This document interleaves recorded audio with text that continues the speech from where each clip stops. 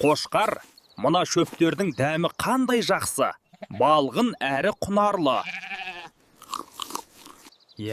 Теке, дұрыс айтасың. Көк шөпті сағынып қалыппын. Бұның дәміне жетері жоқ қой шіркін. Қошқар, біз қандай күштіміз. Қасқырларды келмейтіндей еттік. Олар енді бізді мазаламайды. Білмеймін, теке. Олар меніңше қайта оралатын сияқты. Неге олай ойлайсың, Қошқар? Көрдің емес пе өзің?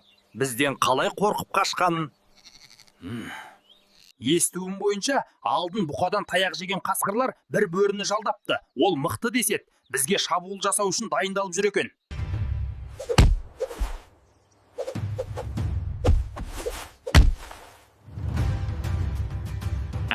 Не болса да елмен бірге. Көреміз, Қошқар, сен мықтысың. Меніңше, теке, сен қорқып тұрған сияқтысың. Жоға, Қошқар, ол не дегенің? Бірақ ақылмен шешейік барынша. Бөреке, сол Қошқар мен текенің сазайын берсек жақсы болар еді. Уайымдамаңдар, ол екеуін өзіме қалдырыңдар, сазайларын беремін.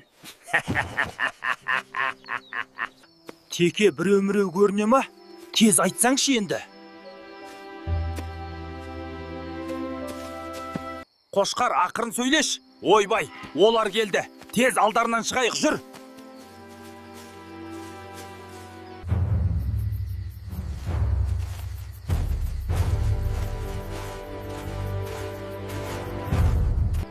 Жыртқыштар, сендер тағы келдіңдер ма? Қане кетіңдер тез. Бұл екеуінің еттерінен дәмді сорпа жасаймыз бүгін. Сен біздің Қошқарды білмейді екенсің. Қазір сенің көкеңді тантады.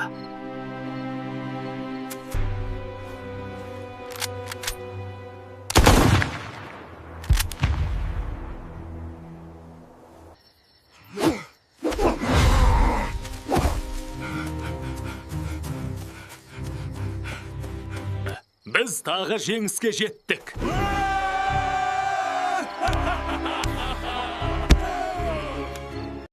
Балақай, саған ертегі ұнаса, арнаға жазыл және лайк бас.